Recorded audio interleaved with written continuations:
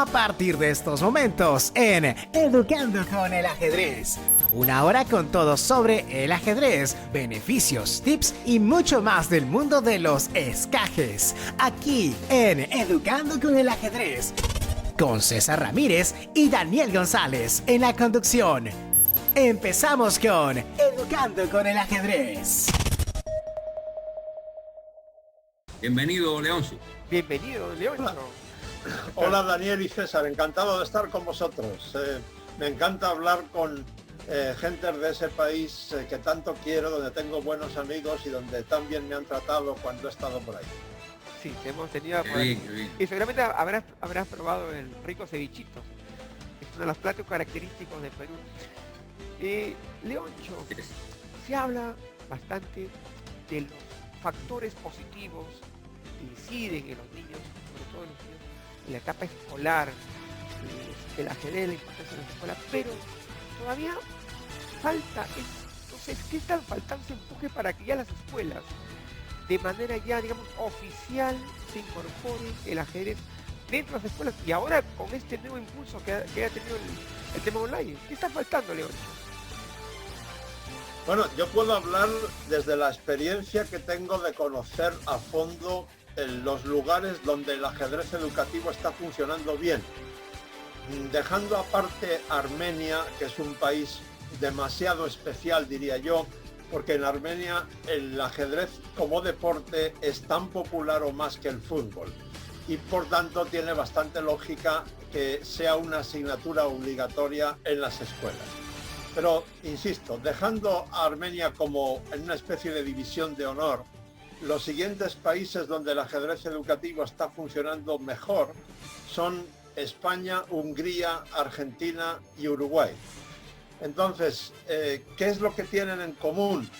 Bueno, lo primero es que allí han convencido a muchos maestros y autoridades educativas de que el ajedrez es realmente una herramienta educativa muy potente y lo han hecho rompiendo tabúes falsos. Hay uno, sobre todo, muy extendido en todo el mundo y estoy convencido de que en Perú será igual. Y esto se aplica incluso a muchos maestros de escuela, que ante una campaña de promoción del ajedrez como herramienta educativa pueden decir: eso me parece fantástico, pero eso no es para mí, porque el ajedrez es muy complicado, muy difícil, solo para personas muy inteligentes y por tanto eso no es para mí. Por tanto, mi primer consejo, me imagino que luego, según las preguntas que me vayas haciendo, iremos profundizando, pero para no hablar yo solo, para que esto sea un diálogo, mi primer consejo es que antes de lanzar cualquier campaña de promoción del ajedrez como herramienta educativa, hay que pensar en una campaña paralela de comunicación que rompa ese tabú, que rompa también el tabú también falso de que el ajedrez es aburrido, etc. Porque cuando los maestros, por ejemplo, cuando un maestro de matemáticas comprende que el ajedrez puede ser para él o para ella una herramienta profesional muy útil, porque a través del ajedrez se puede explicar muy bien la geometría, la aritmética, el álgebra, etc., entonces ya los tienes ganados. Y a partir de ahí el terreno ya se allana y es mucho más difícil entrar. Perdón, me he equivocado, es mucho más fácil entrar. Exactamente. Muy bien, Leoncio. Nuestro programa persigue ese mismo fin, es decir, romper tabúes. Y uno de ellos es ese mismo. Nosotros hemos planteado siempre que el ajedrez no es para inteligentes, sino el ajedrez hace inteligente a las personas. Y hacia ahí estamos en... nosotros, como decía César en su pregunta, hemos visto una revolución ahora online de ajedrez a partir de la pandemia. El ajedrez ha crecido.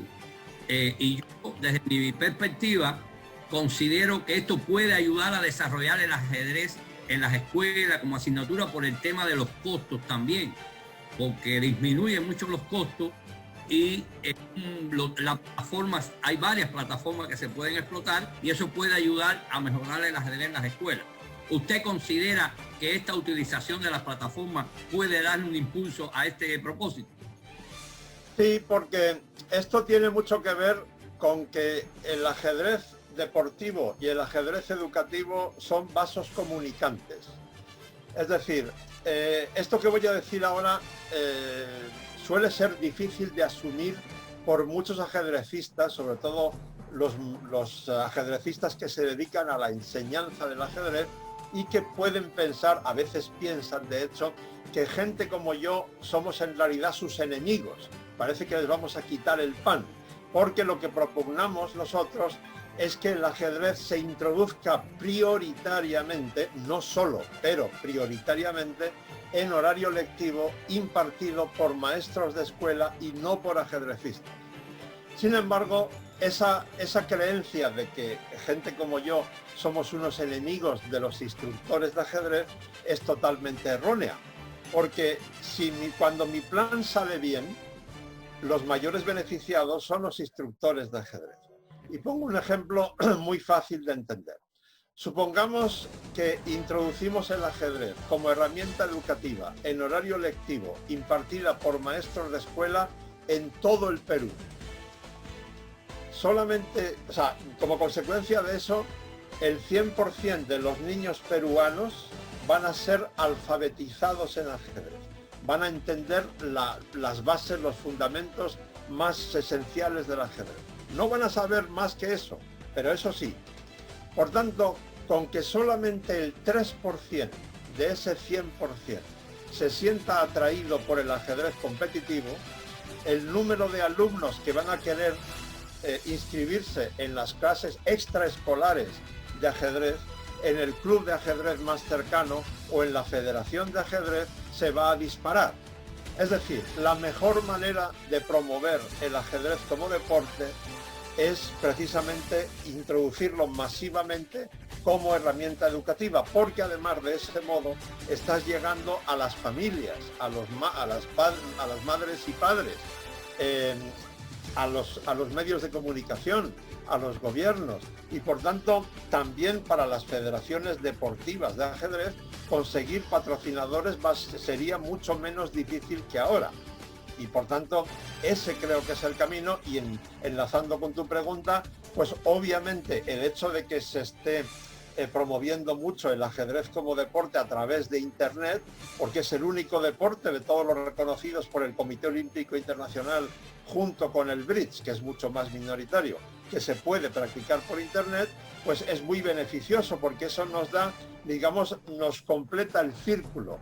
En este caso es al revés. A través de la promoción por internet del ajedrez como deporte, estamos también atrayendo a gente hacia el ajedrez como herramienta educativa, pero eso lo tenemos que hacer bien. Es decir, la mercadotecnia, la campaña de convencer a la gente de que el ajedrez no solo es un juego o un deporte, sino es una herramienta educativa muy potente, avalada por estudios científicos, ese trabajo de convicción lo tenemos que hacer bien. Efectivamente, ¿no? Leoncho, creo que, como tú mencionas, la propaganda o todo el proyecto nace primero por una buena comunicación, informar bien, solamente a las personas, sino a los gobiernos. Leoncho, tú escribiste una obra muy importante, Ajedrez, Ciencia, Pasión, Ajedrez y Ciencia, Pasiones Mezcladas, que era un libro que no solamente era para el ajedrecista, sino era para el público en general, donde tú planteas una tesis importante, donde los niños, al acercarse al juego de ajedrez, van a desarrollar ciertas capacidades, ya sea matemáticas, comprensión lectora, que son las dos capacidades, digamos, más importantes en el sistema educativo, me parece, a nivel mundial. Los ajedrecistas conocemos el libro, los que estamos ligados a la educación, pero muchos padres de familia, recalcamos el tema de nuevo, muchos padres de familia que, como tú lo mencionaste, el ajedrez se ha venido vendiendo esa idea de que el ajedrez es difícil y que no es para todos, es para un grupo exclusivo. Vamos por ese camino. ¿Cómo ves tú el nuevo enfoque ahora online que se ha dado un salto increíble? Es más, el ajedrez es el deporte rey, es el fútbol del internet. El ajedrez, miles y miles de torneos. ¿Cómo concibes ahora la nueva educación, Leoncho, en internet? Tú hablas de que hay que hacer las cosas bien. De repente, no sé, haces todo un proyecto en el tema incluso, porque ahora han salido nuevos valores. El niño se ve más propenso, entre comillas, a usar unas herramientas donde se puede tomar como trampas. ¿Cómo hacemos para que este trabajo, ya sea la educación online, sea un trabajo o una enseñanza donde podamos reportar y aprovechar todas las ventajas que nos proporciona el ajedrez a través de los valores. ¿Qué plantearías tú? ¿Cómo podríamos trabajar el tema de la enseñanza a nivel online? Bueno, se me ocurren multitud de ideas, pero en fin, voy a intentar resumirlas. Se tiene que notar que soy periodista, ¿no? Vamos a ver. Primero, cualquier tipo de enseñanza, y no estoy pensando solo en el ajedrez, cualquier tipo de enfoque educativo en el siglo XXI tiene que tener en cuenta que estamos en el siglo XXI. Efectivamente. La educación en este momento no puede ser igual que hace 40 años, por una razón de muchísimo peso. No exagero si digo que en los últimos 25 años el mundo ha cambiado tanto como muy pocas veces en la historia de la humanidad. Tendríamos que compararlo tal vez con momentos tan especiales como el descubrimiento del fuego, la invención de la rueda o de la imprenta y 2 o 3 momentos más, ¿no? Hasta ese punto ha sido el cambio del mundo en los últimos 25 años. Pero lo más importante es lo que voy a decir ahora. Se cree que en los próximos 25 años el mundo va a cambiar todavía más que en los pasados 25. Por tanto, no podemos educar a los niños como lo hacíamos hace 40 años, porque entonces va a servir de muy poco. Por ejemplo, tenemos una de las cualidades más importantes de cualquier ser humano a partir de mañana mismo, va a ser el pensamiento flexible, porque si el mundo va a cambiar tanto, tenemos que educar a los niños para que tengan un cerebro muy flexible, que sean capaces de adaptarse a una situación novedosa constantemente. Eso, por ejemplo, lo desarrolla mucho el ajedrez, porque si vosotros y yo jugamos una partida, en varios momentos de esa partida, un movimiento vuestro o mío, solo uno, va a ser suficiente para cambiar la evaluación de todo el tablero. Y eso nos va a obligar a tener que adaptarnos a una nueva realidad, pero además muy rápidamente, porque el reloj sigue corriendo. No podemos estar, como esto ha cambiado mucho, ahora voy a pensar 1 hora. No, es casi imposible que tengas 1 hora para pensar. Tendrás que hacerlo en muy pocos minutos. Entonces, eso quiere decir que el mero hecho de jugar al ajedrez ya es educativo de por sí. Y por tanto, fomentar el ajedrez en internet o presencialmente, pero bueno, en internet por las circunstancias especiales actuales, pues es muy positivo sin duda alguna. Siempre y cuando, y esto lo pongo entre mayúsculas y con triple subrayado, siempre y cuando tengamos cuidado. Cuidado sobre todo con 2 peligros. Uno, el de las trampas. Hay que ser muy duro en los castigos a los tramposos, digamos, evidentes. Si a alguien se le caza haciendo trampas y no hay duda alguna, el castigo tiene que ser durísimo. Por ejemplo, 5 años la primera vez y a perpetuidad la segunda. Eso tiene que ser así, porque si no estamos perdidos. Además de utilizar todos los adelantos técnicos, programas, etcétera, para captar a quien está haciendo trampa.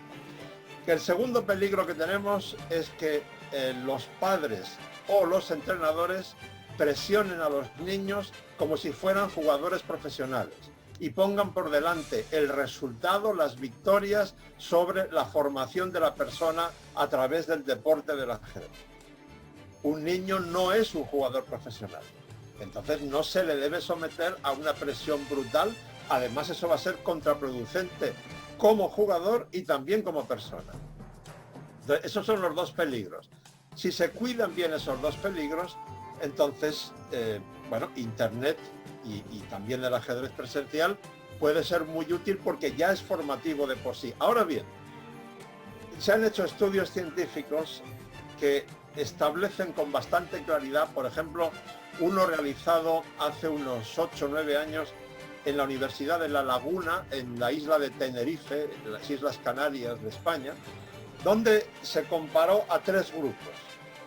Niños con quienes se utilizaba el ajedrez como herramienta educativa, primer grupo. Niños que solo jugaban al ajedrez extraescolar, segundo grupo. y niños que jugaban al fútbol o al baloncesto, también en el horario extraescolar, tercer grupo. Y se concluyó que el primer grupo superaba al segundo y ambos al tercero en lo que llamamos cualidades socioafectivas, es decir, inteligencia emocional, que es uno de los parámetros más importantes de la educación innovadora del siglo XXI. Me refiero, por ejemplo, pues a la buena relación con los maestros, a la disciplina, a la buena organización personal, al entusiasmo, a la empatía, en fin, a pesar de que el ajedrez es un deporte individual y el fútbol y el baloncesto son deportes de equipo, el ajedrez desarrolló más ese tipo de virtudes que los deportes de equipo.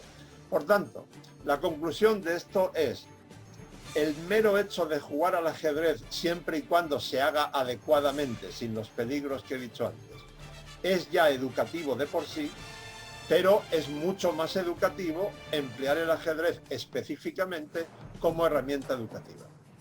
Efectivamente.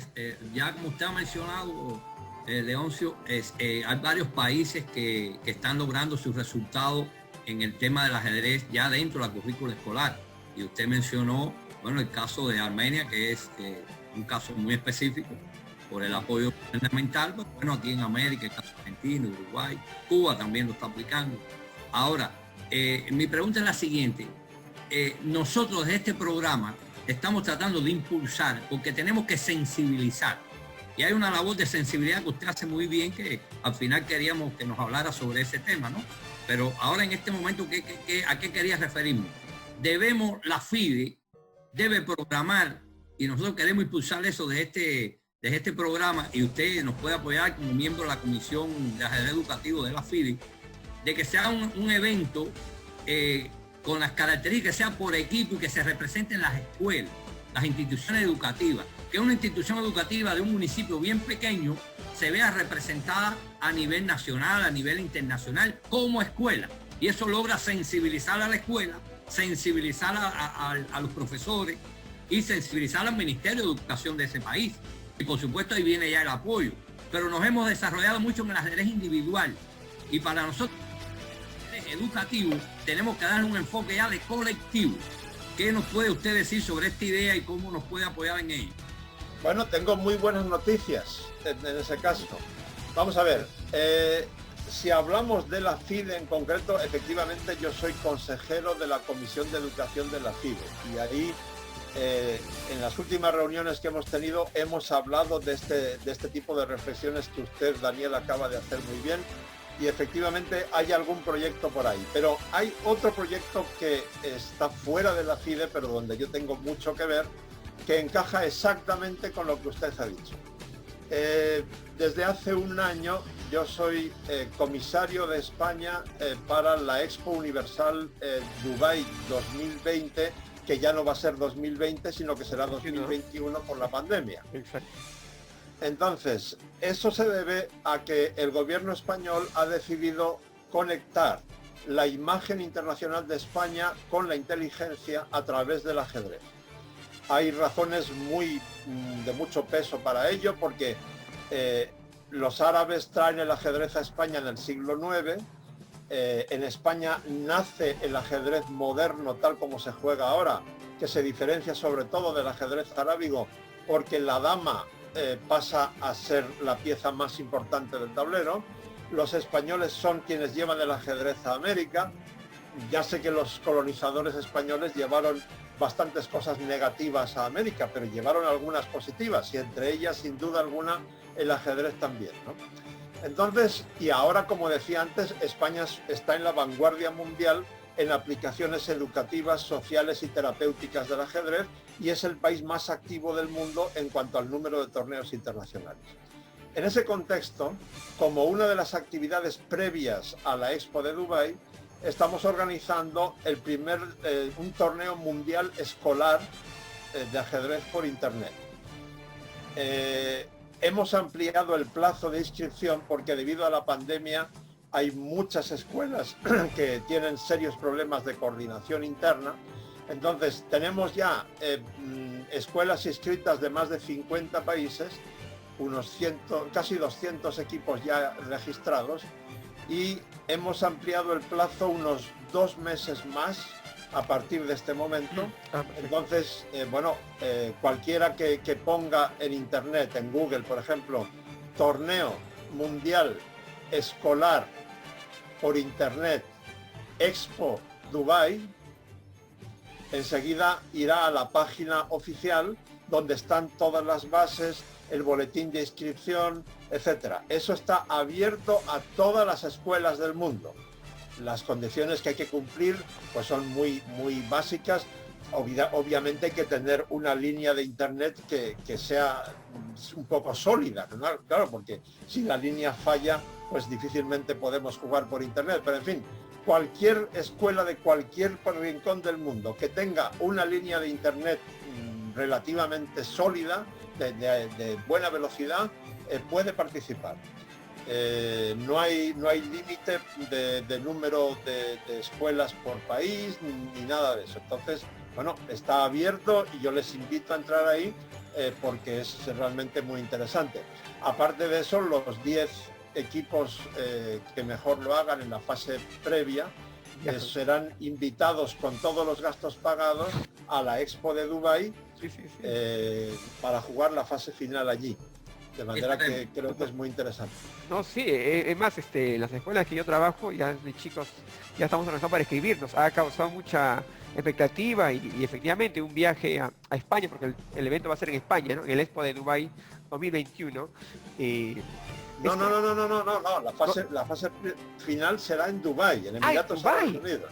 En Dubái. Nosotros entendimos que la fase iba a ser en España. En Dubái. No, o sea, ahora se juega por internet y los 10 equipos, los 10 primeros equipos se clasifican para Dubái, ir con los gastos pagados a Dubái, a Emiratos Árabes Unidos. Como con esto del aplazamiento no puedo decir las fechas exactas de la final en Dubái, pero calculemos que será hacia finales de 2021 probablemente, o primeros de 2022. Ha corrido todo, ¿no? Porque creo que hasta noviembre, me parece, 15 de noviembre se han prolongado las inscripciones. O sea, la fase inicial empezará dentro de unos 3 meses aproximadamente. Sí. Excelente. Eso es lo que estamos esperando, ¿no? Justo precisamente eso lo hablamos con Daniel, que cuando hay un torneo exclusivamente para las escuelas. Si bien es cierto, había competencias, pero no exclusivamente para las escuelas. León, yo al hilo de eso, yo les sugiero modestamente que tomando ese torneo, digamos, como excusa, pues puedan mover también a los medios de comunicación peruanos. Es decir, los periodistas en nuestro lenguaje solemos hablar de percha. Es decir, la percha es una excusa sobre la cual montamos un reportaje, ¿no? La percha es algún motivo, algo por lo que algún hecho o algún personaje están de actualidad y con esa excusa hacemos un reportaje o una entrevista o escribimos sobre ello, ¿no? O hablamos sobre ello. Entonces, bueno, sugiero que esto puede ser una buena percha para poder mover el ajedrez en los medios de comunicación peruanos. Sí, Leoncio. Primero, excelente idea y das una respuesta ahí a mi pregunta que perfecta, ya está el evento organizado, muy bien. Ahora, veo el tema de la divulgación como otra arista ahí que tenemos que trabajar, porque por ejemplo no conocíamos eso y entonces debemos también hacer un trabajo de divulgación, nuestro programa. De hecho ya vamos a tomar este evento como bandera y vamos a promocionarlo aquí, vamos a invitar los equipos que ya estén conformado de acá del Perú y quizás de América y vamos a trabajar ya en esa proyección que la vemos muy positiva. Pero ¿qué hay del tema de la divulgación que veo ahí también que estamos un poco cojos en ese sentido y cómo podemos mejorar en este sentido? Me imagino que te refieres a la divulgación en los medios de comunicación, ¿no? Sí, claro, ¿no? Y a esto mismo, porque este evento de Dubái no teníamos conocimiento de ello, no hemos visto esa información. Bueno, vamos a ver, yo creo que es muy importante hacer primero una lista de los periodistas, en este caso peruanos, que sean influyentes y que puedan ser sensibles a un tema como este.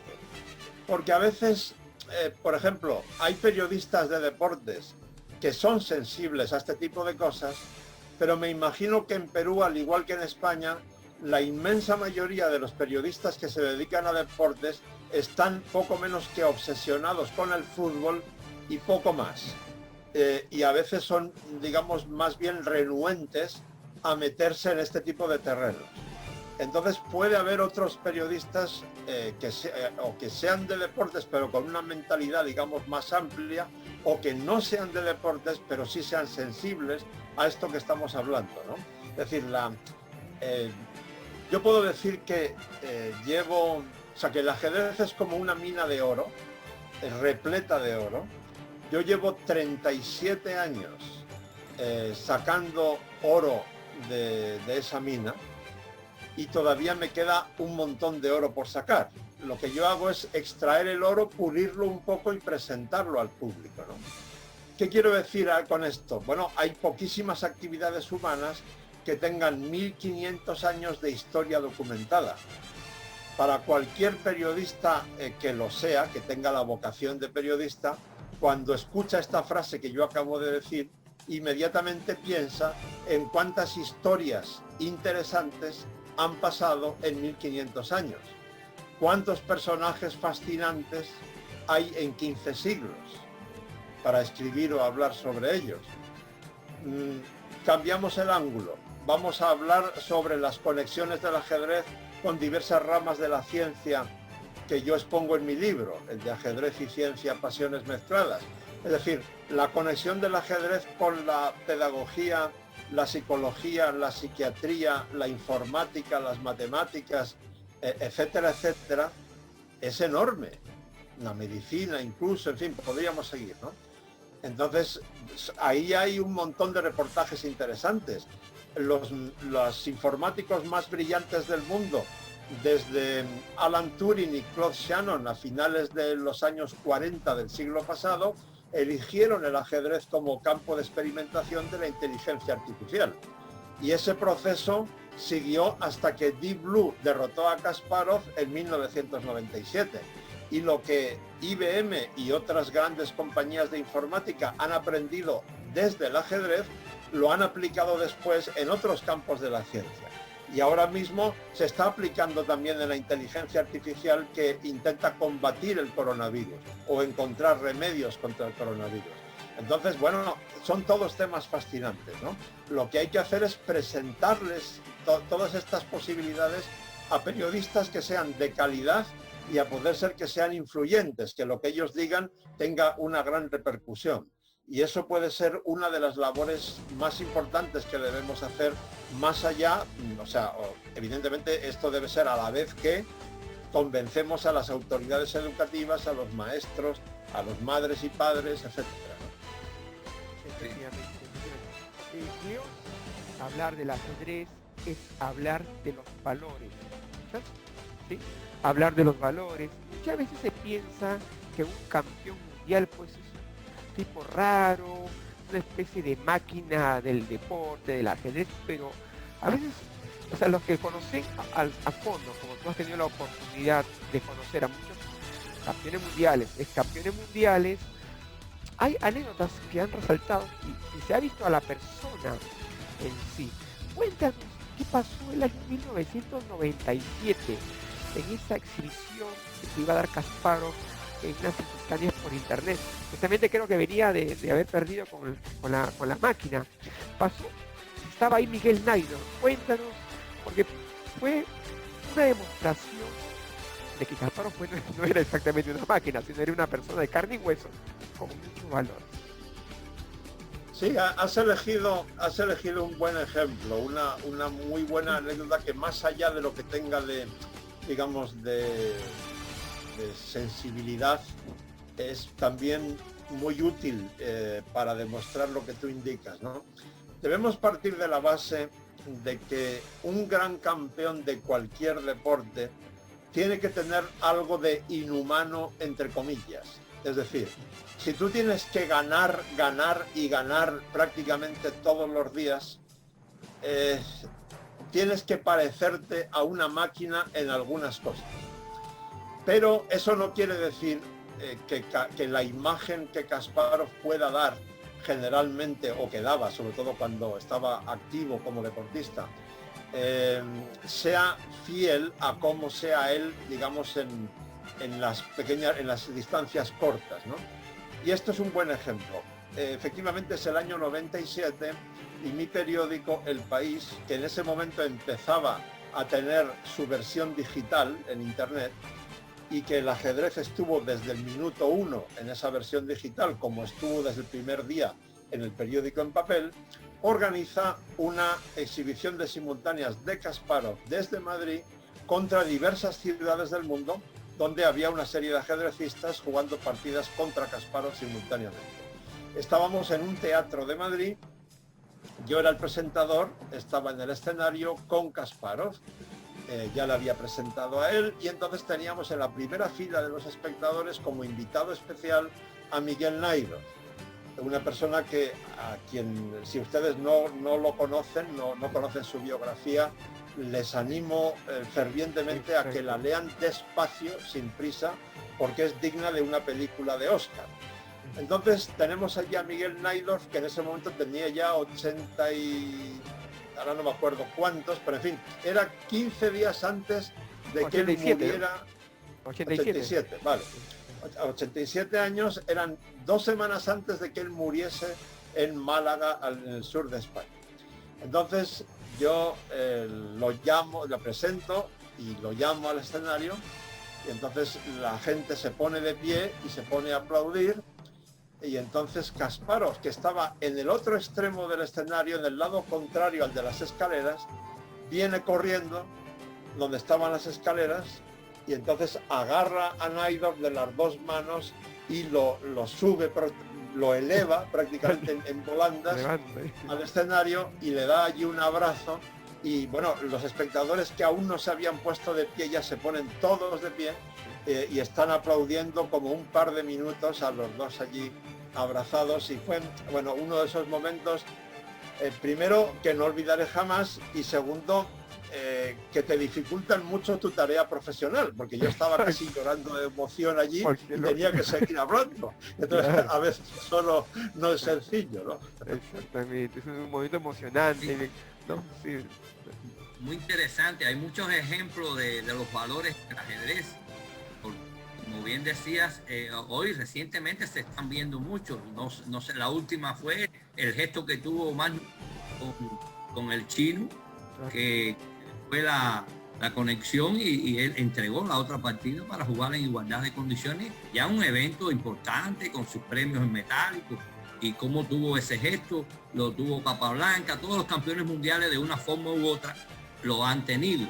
Y es una demostración, ¿no?, de los valores que inculca el ajedrez, porque podemos decir que los valores están ahí, pero yo tengo mi apreciación a partir de mi experiencia, que el solo hecho de practicar ajedrez solito te está inculcando valor. Por supuesto, la labor del profesor tiene una incidencia muy notable, pero el ajedrez en su magnitud ya te cultiva valores por todo lo que tú tienes que hacer el ajedrecista y practicarlo: la concentración, el respeto, tener el cuidado de la ética y todo eso. ¿Qué usted nos puede decir, Leoncio, sobre este tema de los valores en la educación de un ajedrecista? Sí, por supuesto, estoy completamente de acuerdo contigo. Vamos a ver, además son valores de una importancia capital en el siglo XXI. Antes he hablado del pensamiento flexible, pero hay más que son importantísimos. Por ejemplo, la autocrítica. El ajedrez desarrolla automáticamente la autocrítica. Porque si yo juego contigo ahora una partida y tú me ganas, lo primero que voy a hacer a continuación de darte la mano para felicitarte, lo primero que voy a hacer es preguntarme por qué he perdido hoy. Y entonces, bueno, ¿dónde ha estado mi error? ¿Qué tengo que hacer para no volver a cometer ese tipo de error en una posición similar? Entonces, un ajedrecista está tan acostumbrado a ese proceso mental, que es prácticamente automático, incluso cuando gana también, porque podría haber jugado mejor en algún momento, etcétera, ¿no? Entonces lo tiene tan automatizado en su cerebro que necesariamente es transferible a la vida normal, salvo en un caso, es decir, hay una excepción a eso, pero adelanto que es una excepción muy minoritaria, que es cuando hay obsesión.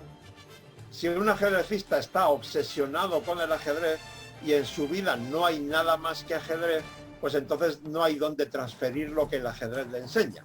Pero, repito, esto es muy minoritario. En todos los demás casos, en más del 90% de los ajedrecistas, ese sentimiento autocrítico es transferido a su vida real y por tanto es muy útil en la vida práctica, ¿no? Podríamos seguir, dado que hemos hablado de autocrítica, podríamos hablar del pensamiento crítico, que está muy asociado con la autocrítica, con la disciplina de pensamiento, el pensar con un orden lógico, la resiliencia ante las derrotas, porque en un torneo de 9 rondas tú pierdes hoy, pero mañana tienes otra partida y entonces sabes que tienes que, aunque sea imposible borrar de tu cerebro por completo la derrota, tienes que arrinconarla para que el 90% de tu cerebro esté ocupado por la partida de mañana y no por la que has perdido hoy, ¿no? La empatía, el ponerte en el cerebro de tu rival para ver qué está pensando. ¿Por qué ha hecho esta jugada y no otra? ¿Por qué hace estas jugadas en este orden y no en otro orden?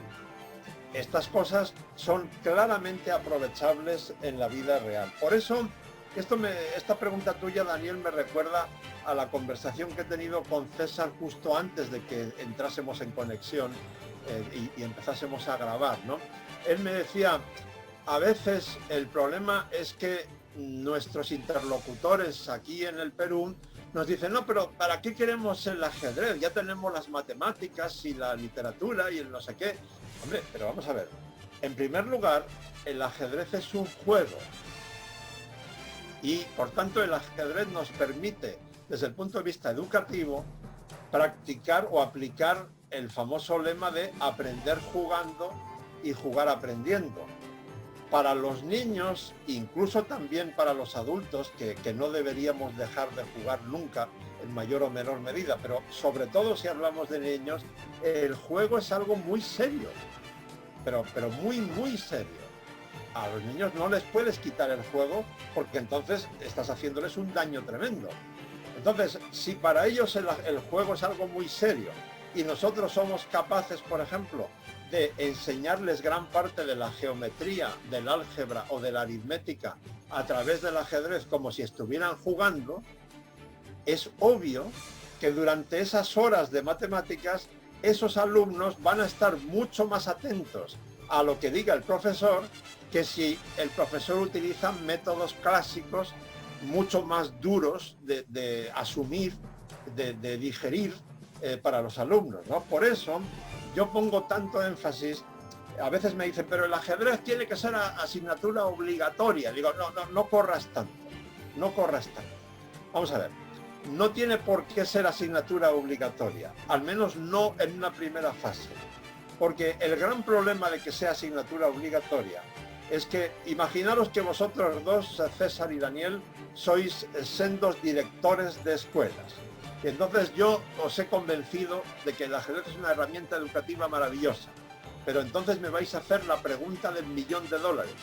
Vale, Leoncho, y ahora dime, ¿qué quito yo del currículo para meter ajedrez en su lugar? Y la respuesta mía va a ser nada. En una primera fase no tienes que quitar nada, no tienes que quitarle una hora a nada ni a nadie.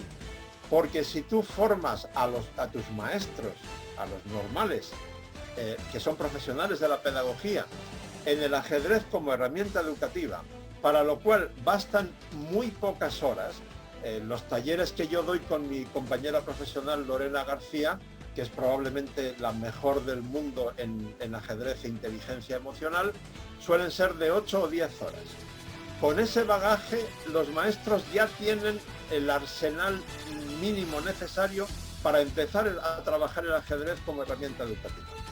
A partir de ahí, lo que sí suele ocurrir es que después de, por ejemplo, 2 cursos de ver el ajedrez de forma transversal, junto con la inteligencia emocional, o de forma interdisciplinar, en clase de matemáticas, de historia, de lengua, de educación física, de tecnología, o en el idioma extranjero, dar ajedrez en inglés, por ejemplo, etcétera. Muchas veces esto está ocurriendo en España y también conozco casos en Argentina, en Uruguay, en Hungría. Es la propia dirección del colegio la que dice: el ajedrez está funcionando tan bien como materia educativa que va a ser muy conveniente que tenga su propia hora dentro del currículo. Entonces, si a partir de ahí ya hablamos de otra cosa. Si esa hora, por ejemplo, es en enseñanza secundaria, pues podemos trabajar a través del ajedrez lo que he dicho antes: el pensamiento crítico, el pensamiento flexible, la toma de decisiones razonada, etcétera. Si es en primaria, podemos trabajar muchísimos más valores propios de la enseñanza primaria. Y aquí voy a sorprender a mucha gente: el ajedrez está funcionando maravillosamente bien. No sé si en Perú se dirá preescolar o jardín de infancia, me refiero a la edad de 2 a 5 años. Sí. Y alguien dirá: pero hombre, pero tú estás loco, ¿cómo vas a hacer que los niños de 3 años jueguen al ajedrez? No pretendo que los niños de 3 años jueguen al ajedrez, pero si tú combinas un tablero gigante en el suelo con música y con danza, entonces puedes trabajar valores y habilidades tan importantes a esa edad como lateralidad, psicomotricidad, memoria, atención, concentración, pensamiento lógico elemental, respeto por las normas, respeto por los compañeros, diagonal, horizontal, vertical, control del primer impulso, que es una virtud esencial en el siglo XXI, cuando todos estamos escribiendo en las redes sociales y a veces sin pensar lo suficiente le damos a enviar y entonces nos damos cuenta de que acabamos de armar una muy gorda y tenemos que ir corriendo a ver si conseguimos borrar lo que acabamos de publicar, etcétera, ¿no? El control del primer impulso es una virtud esencial. Bueno, pues eso, por ejemplo, se puede trabajar muy bien con el ajedrez, con niños de 2, 3, 4, 5 años, a través del juego, jugar aprendiendo, aprender jugando. Efectivamente. Leoncho, lo que mencionas el control de primer impulso, efectivamente acá en Perú tenemos un doctor prestigioso, hace muchos años, en un sábado a 8 de la mañana, le decía lo siguiente: si las personas respondieran después de 10 segundos, el mundo cambiaría, el mundo cambiaría. Y estaba un compañero que decía: pero eso es el ajedrez, O sea, el ajedrez hace eso, o sea, ¿de qué estamos hablando? ¿No? Exacto. Me quedo con uno de tus valores que acabas de mencionar, la resiliencia. Y para eso me voy a trasladar al año 1984, Campeonato Mundial, Garpo Kasparov. Hablate de 9 rondas. En la 9ª ronda, 4 por diferencia de 4-0. Kasparov estaba a 2 partidas de que se acaba el match. Y Kasparov saca esa fortaleza que tienen los campeones mundiales. Tú que estás cerca, Leoncho, de los campeones mundiales, ¿qué características personales tú has notado? Este caso, por ejemplo, la resiliencia muy desarrollada.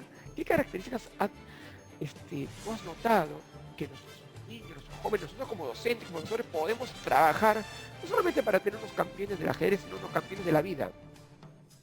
Hablate de muchos. Bueno, puntual, por ejemplo, resiliencia, que es básico, ¿no? Come 2, 3, así puntual, que tenemos que trabajar. No, las dos o tres que yo subrayaría son las que ya he mencionado, es decir, las que creo que van a ser más importantes en el siglo XXI, ¿no? Pensamiento flexible, autocrítica, empatía. Estas son realmente muy importantes, son de una importancia capital.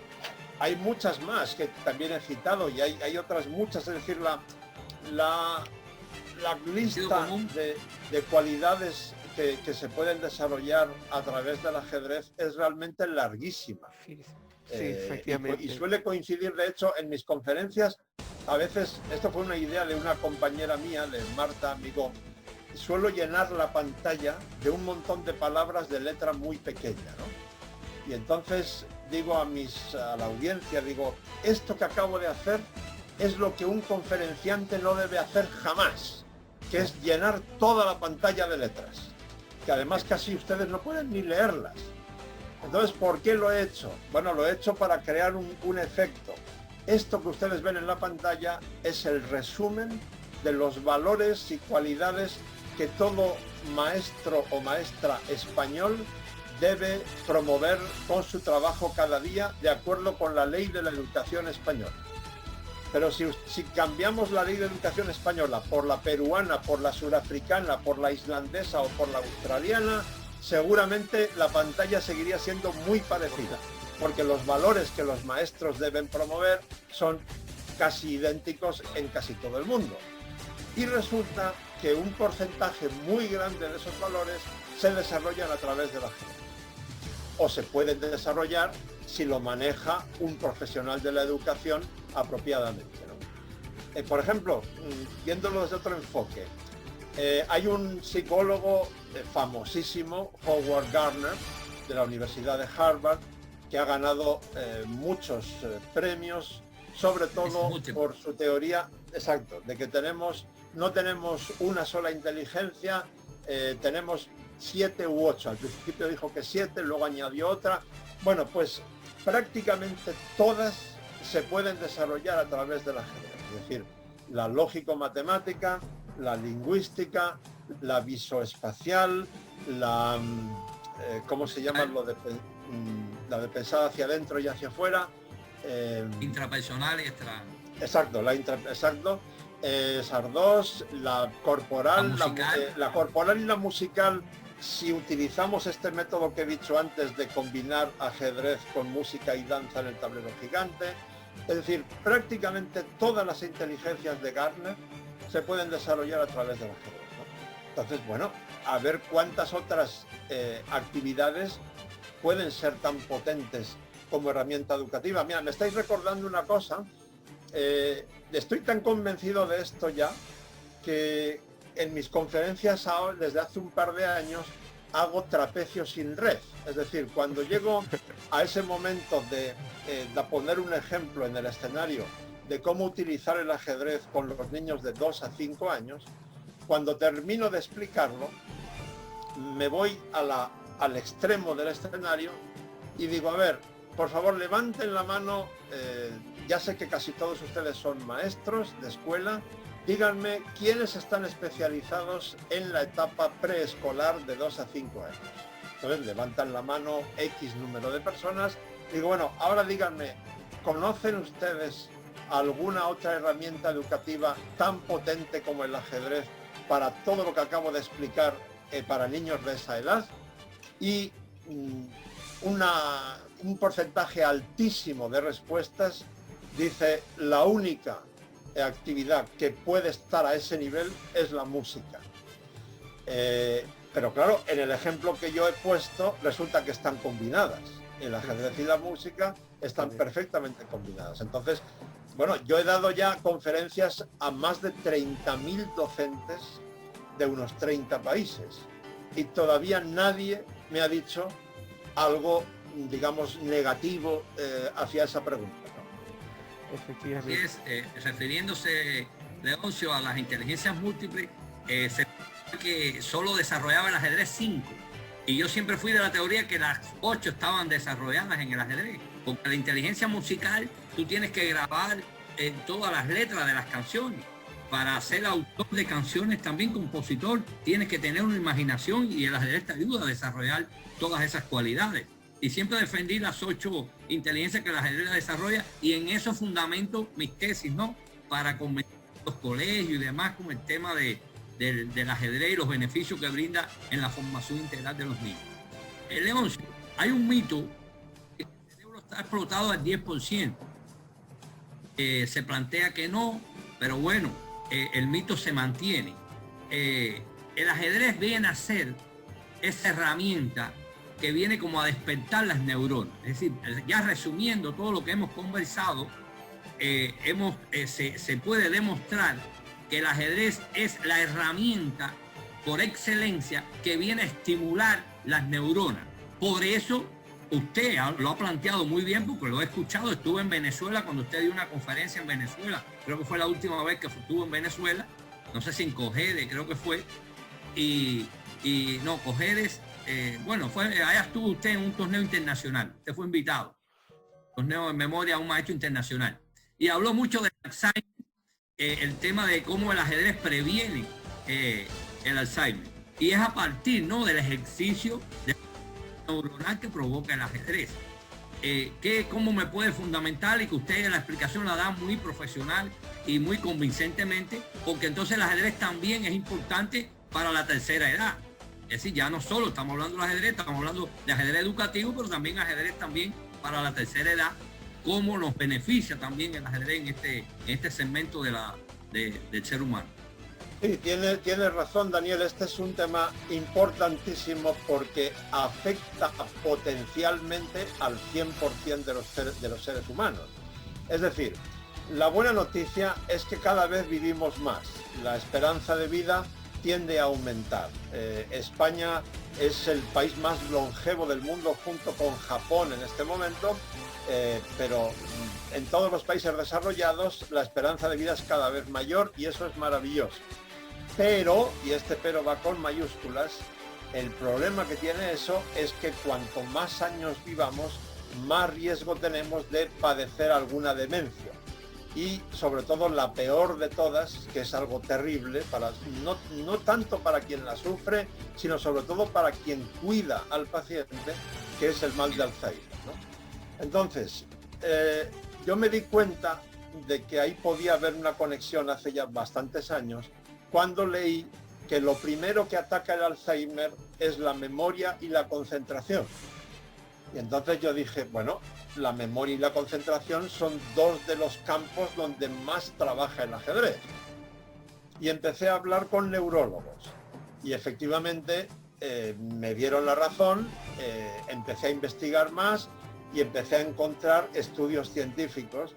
El más convincente de todos se hizo en el Instituto Albert Einstein de Nueva York. Es muy convincente porque duró 21 años. Durante 21 años fueron estudiando a personas mayores de 65, que lógicamente muchas de ellas iban falleciendo durante el estudio, iban siendo sustituidas por otras, las dividieron en muchos grupos. Unos, por ejemplo, iban al gimnasio o aprendían a tocar un instrumento musical o aprendían idiomas o paseaban por el campo o participaban en debates, etc. Al final, o sea, lo que medían era la reserva cognitiva, que es una especie de depósito que tenemos en el cerebro que cuanto más lleno esté, menos riesgo hay de demencia senil y Alzheimer. Entonces, quienes más desarrollaron su reserva cognitiva, quienes más la llenaron, digamos, a una edad en la que lo normal es perderla, fueron quienes jugaron al ajedrez, seguidos de los que jugaron al bridge, y en tercer lugar, me imagino que esta es una noticia muy buena para muchos de quienes nos escuchan, los que se dedicaron a bailar durante su tiempo de participación en el estudio científico, porque bailar requiere una perfecta concentración y armonía y coordinación entre el cerebro y el resto del cuerpo, porque si no, difícilmente vas a bailar, ¿no? Entonces, el líder de este estudio científico, el director, el profesor Verghese, dio una entrevista al Washington Post cuando se publicaron los resultados y dijo traduzco casi textualmente del inglés, dijo: muy pronto nuestro médico de cabecera nos recomendará una partida de ajedrez cada día junto con un diagrama y algo de ejercicio físico y una alimentación equilibrada. Bien, excelente. Perdón, he dicho con un diagrama, no, un crucigrama, quería decir. Un crucigrama. No, puede ser, perdón, puede ser un diagrama de ajedrez también, que sea un mate. Un mate, no. Es más, ahora los psicólogos acá en Perú, una muy buena parte de los psicólogos recomiendan cuando los niños, entre comillas, los hiperactivos, porque un niño tiene que jugar, es una naturaleza de un niño, pero les recomiendan el ajedrez, ¿no? Vengo, profesor, por recomendación del psicólogo. No sé si es una frase que la persona que escuchó. Eso tiene una base científica muy clara, porque el ajedrez es de todos los juegos el más apropiado para poner en funcionamiento la inteligencia ejecutiva, que es precisamente donde más problemas tienen las personas que tienen TDAH. Entonces, jugar al ajedrez les ayuda a controlar mejor, a manejar mejor todas sus facultades ejecutivas, que es una parte muy importante de la inteligencia, y eso es lo que produce buena parte de los problemas de estas personas, ¿no? Efectivamente, Leoncho, hablaste también de los niños de 2 a 5 años. Contamos que aquí en Perú hay una doctora en una universidad muy importante, la Universidad Nacional de Trujillo, Hilda Jara, que ha hecho todo un trabajo de investigación para la enseñanza del ajedrez de niños de menores de 2 años, precisamente que nos va a acompañar también en el Congreso. Y que te pido que invites a los profesores, que vamos a tener este 26 y 27 de septiembre el tercer Congreso Educativo de Ajedrez, donde tú vas a estar con una charla magistral, Leoncho.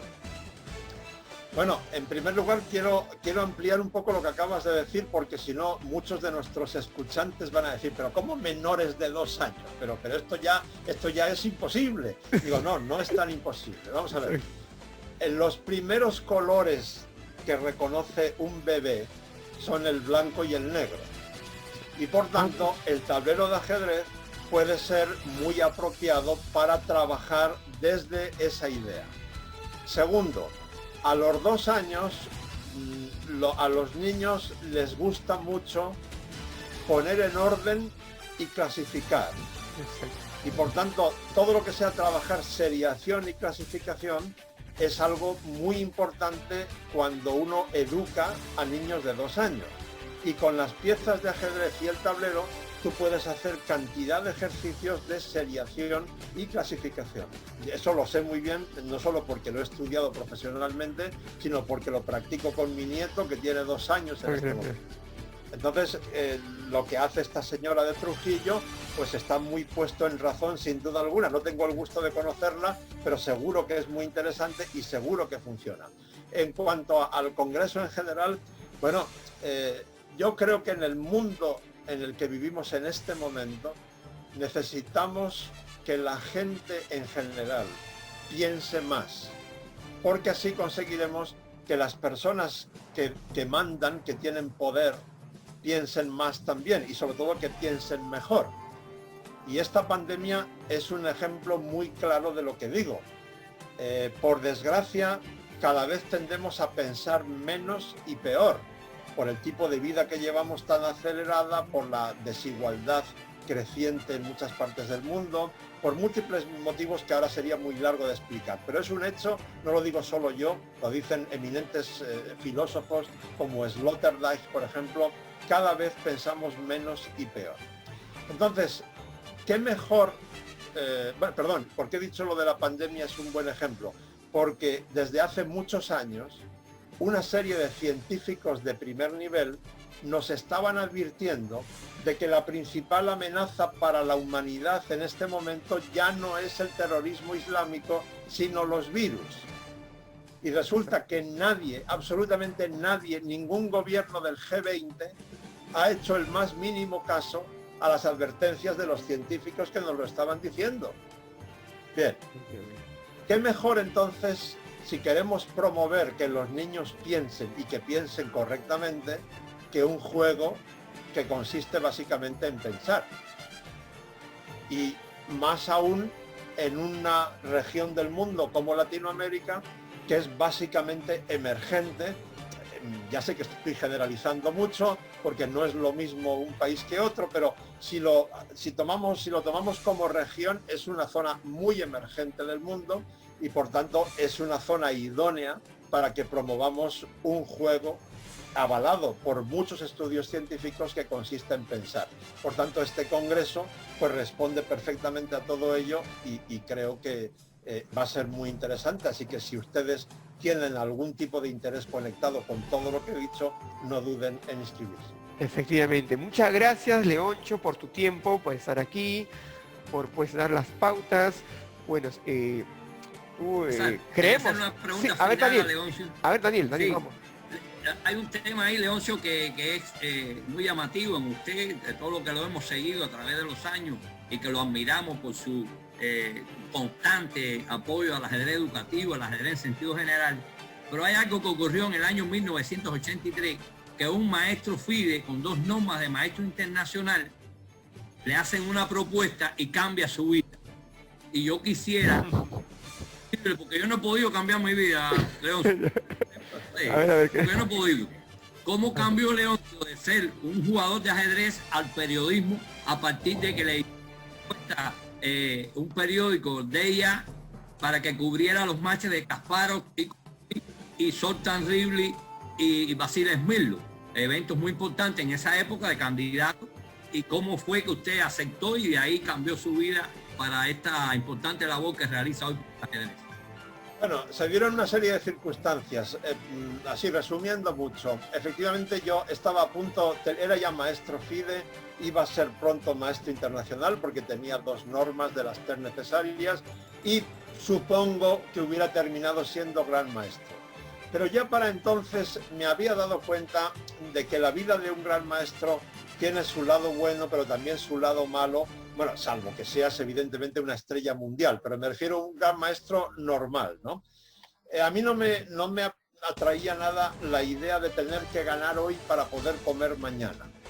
Esa angustia, yo no quería llegar a eso.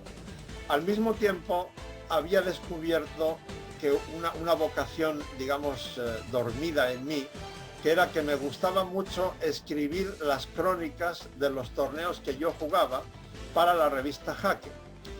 Disfrutaba mucho haciendo eso, tanto o más que jugando.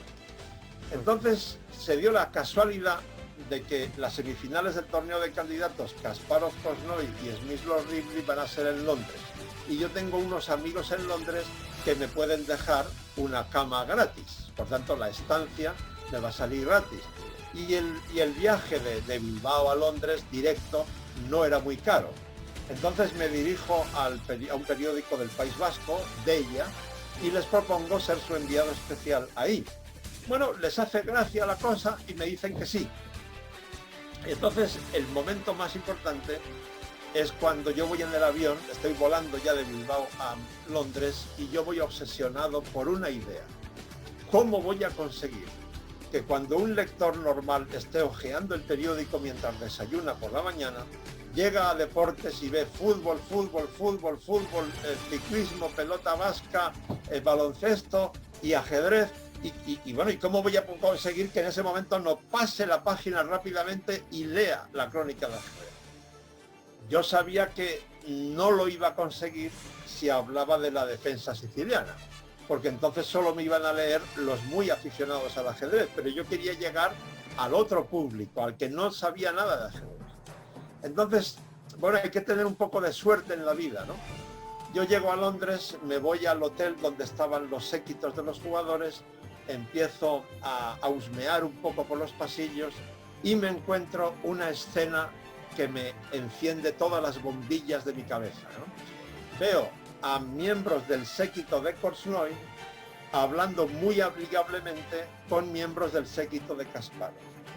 Eso que yo estaba viendo estaba estrictamente prohibido por la ley soviética, porque Korchnoi era un traidor a la patria, era un disidente que se había escapado de la URSS por sus discrepancias con el gobierno soviético, etc.